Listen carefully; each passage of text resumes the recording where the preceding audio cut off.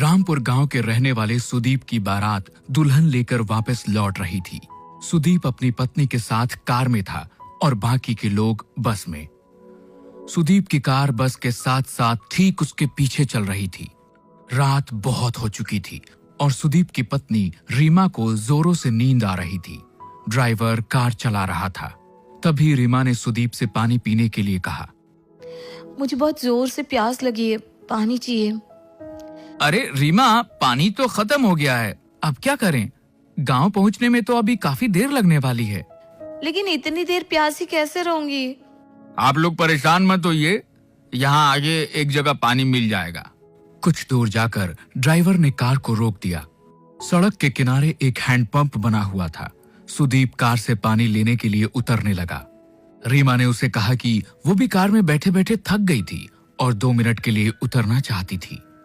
आप दोनों की अभी अभी शादी हुई है, हाथों में मेहंदी लगी हुई है, ऐसे में आधी रात को सुनसान जगह रुकना सही नहीं है। पानी मैं लेकर आता हूँ। लेकिन मुझे बाहर जाना था। शायद ड्राइवर भैया सही कह रहे हैं रीमा, हमें बाहर नहीं जाना चाहिए। ड्राइवर बाहर उतर गया और रीमा कार की खिड़की से बाहर देखने लगी। कुछ देर में ड्राइवर पानी लेने गया और पानी लेकर वापस आ गया। उसने पानी की बोतल रीमा को दे दी। रीमा ने जल्दी से पानी पी लिया। लेकिन इस बीच में बारात की बस जो अब तक आगे आगे चल रही थी वो दूर निकल गई और रीमा, सुदीप और ड्राइवर उस सुनसान रास्ते पर अकेले रह गए। ये देख सुदीप ने ड्राइवर से कहा कि वो कार को थोड़ा तेज चलाए ताकि बस के पास पहुंचा जा सके। ड्राइवर ने सुदीप की बात को मानते हुए कार को तेज चलाना शुरू कर दिया। लेकिन काफी देर के बाद भी कार बस तक नहीं पहुंच पाई। भैया 1 घंटा हो गया लेकिन अभी तक कहीं बस नजर नहीं आ रही है। इतनी दूर तो नहीं निकली थी, आखिर हो क्या रहा है? तभी रीमा की नजर सड़क के किनारे एक हैंडपंप पे पड़ी। उसने देखा कि ये वही हैंडपंप था जो कुछ देर पहले रास्ते में आया था और जहां से उन लोगों ने पानी लिया था, क्योंकि उस हैंडपंप का भी हैंडल टूटा हुआ था। ड्राइवर भैया अब गलती से कार वहीं लेकर आ गए हैं। हाँ, मुझे भी ऐसा ही लग रहा है, लेकिन ये सब हो क्या रहा है? वो देखिए, हैंडपंप के पास कोई है, उससे पूछ लेते हैं। सुदीप, रीमा और ड्राइवर ने देखा कि एक बूढ़ा आदमी हैंडपंप से पानी भर रहा था। आप हमें यहाँ से रामपुर जाने का रास्ता बता सकते हैं? रामपुर तो 2 किलोमीटर पीछे छूट गया, तुम लोग वापस जाओ। नहीं, ऐसा नहीं हो सकता, हम वहीं से आ रहे हैं, वहाँ रामपुर गांव नहीं है। भाग जाओ यहाँ से, ये रास्ता बहुत खतरनाक है। यहाँ एक छलावा घूमता है, अगर तुम उसके चक्कर में फंस गए तो कभी यहाँ से बाहर नहीं जा पाओगे। ये सुनते ही ड्राइवर, सुदीप और रीमा बुरी तरह से डर गए। सुदीप वहां से कार लेकर निकला, लेकिन काफी देर हो गई और वो लोग उसी रास्ते पर घूमते रहे। अब उनको समझ आ गया था कि वो छलावे में फंस चुके थे। तभी रीमा ने धीरे से सुदीप के कान में कहा, किसी भी बहाने से हमें इस ड्राइवर को कार से उतारना होगा और कार तुम्हें चलानी होगी। लेकिन ऐसा क्यों? क्योंकि ये ड्राइवर ही कार से बाहर उतरा था और उसी वक्त छलावे ने इसे पकड़ लिया होगा।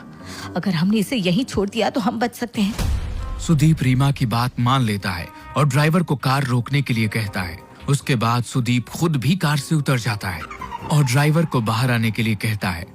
ड्राइवर बाहर निकलता है और सुदीप उसे धक्का देकर खुद गाड़ी में बैठ जाता है।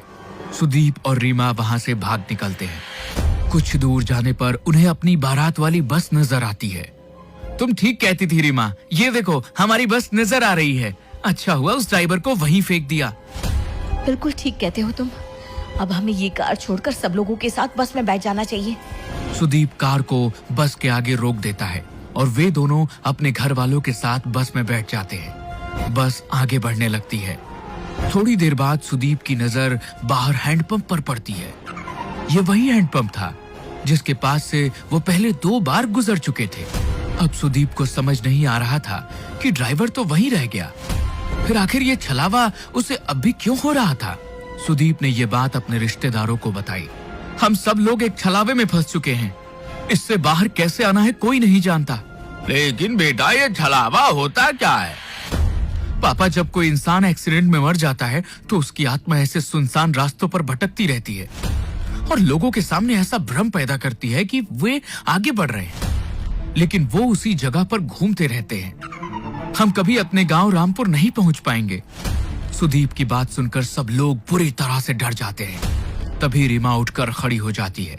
उसे बस की खिड़की से अब वो ड्राइवर नजर आ रहा था। रीमा ने इस बारे में सब लोगों को बता दिया।